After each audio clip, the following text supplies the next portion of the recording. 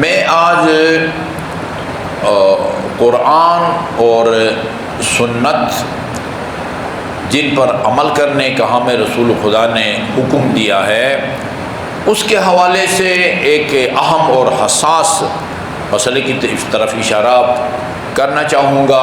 جہاں جہاں تک ہماری آواز جا رہی ہے، ابھی جا رہی ہو یا بعد میں جا رہی ہو، مجھے امید ہے کہ ناظرین اور سامعین کے لیے یہ معروضات فائدہ سے خالی نہیں ہوں گے. بنیادی طور پر یہ یاد رکھیں کہ عربی زبان کا ایک لفظ ہے تحریف. ہے جس سے آپ حلوہ لکھتے ہیں یا حسن لکھتے ہیں، حسین لکھتے ہیں. یہ فے تحریف. تحریف کا مطلب ہوتا ہے رد و بدل کرنا.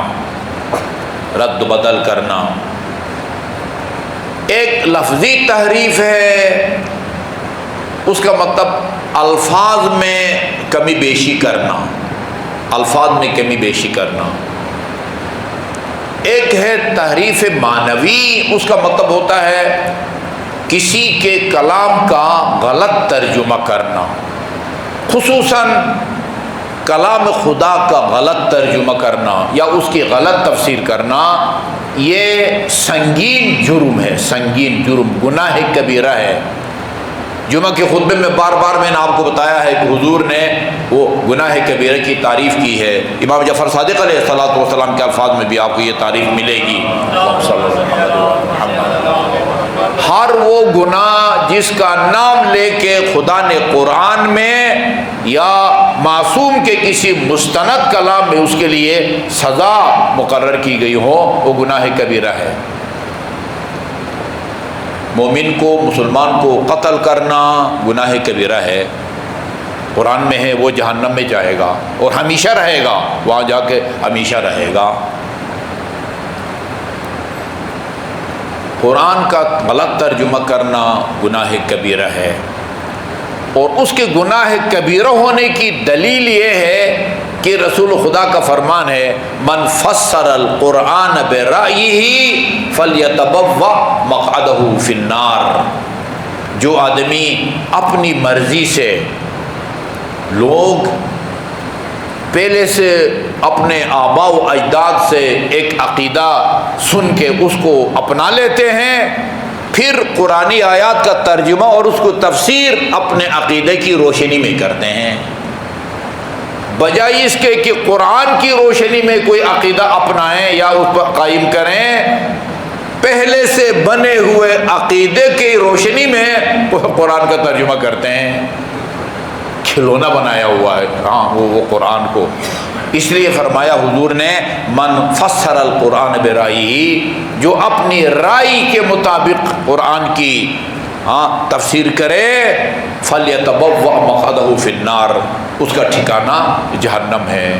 اس حدیث سے پتہ یہ چلا کہ قرآن کا ترجمہ، غلط ترجمہ کرنا یہ کوئی معمولی گناہ نہیں ہے، چھوٹا موٹا گناہوں میں شمار نہیں ہوتا، گناہ کبیرہ ہے. کیونکہ رسول خدا نے اپنی مرضی سے قرآن کا غلط ترجمہ کرنے کی سزا جہنم بتائی ہے. من فسر القرآن برأیہ فلیتبوأ مقعدہ فی النار. قرآن میں اگر یہ نقطہ بڑا حساس ہے، قرآن میں اگر اللہ تعالیٰ کے لیے یدن کا لفظ استعمال ہوا ہے اور قرآن کا مترجم یا مفسر اس کے ترجمہ میں اللہ کا ہاتھ ترجمہ کرے، حقیقی معنوں میں یہ والا ہاتھ، جی وہ تحریف کا مرتکب ہو گیا ہے. فَلْيَتَبَوَّأْ مَقْعَدَهُ فِي النَّارِ، وہ جہنم کا انتظار کرے، وہ جہنم میں جائے گا. خدا نے اپنے لیے قرآن میں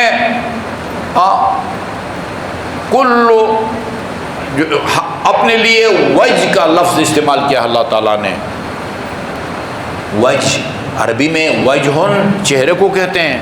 اگر کوئی اس کا یہ ترجمہ کرے ہر کوئی اس دنیا سے فنا ہونے والا، فَيَبْقَى وَجْهُ رَبِّكَ ذِي الْجَلَالِ وَالْإِكْرَامِ، یہاں اگر وجہ کا مطلب صرف اللہ کا یہ چہرہ باقی رہے گا. اس بندے خدا نے اپنی مرضی سے قرآن کی تحریف کی ہے.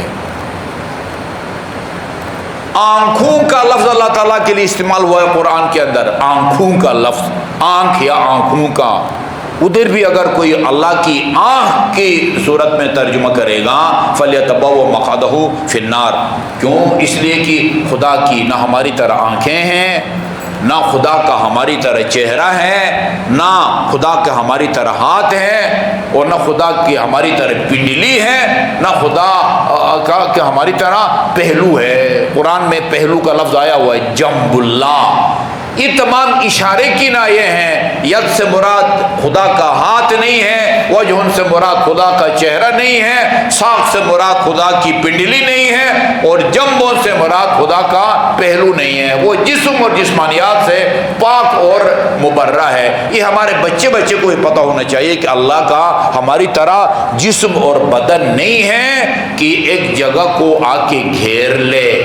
اس بلڈنگ کا بھی جسم ہے، اس نے بھی کافی جگہ کو وہ کئی مرلوں کو جو ہے نا وہ گھیرا ہوا ہے۔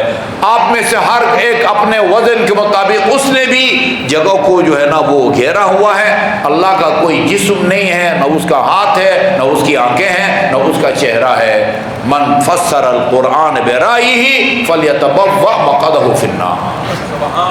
جس طرح قرآنی آیات کا غلط ترجمہ حرام ہے، گناہ کبیرہ ہے، اسی طرح رسول کے فرمان کا غلط ترجمہ کرنا یہ بھی گناہ کبیرہ ہے، یہ بھی گناہ کبیرہ ہے۔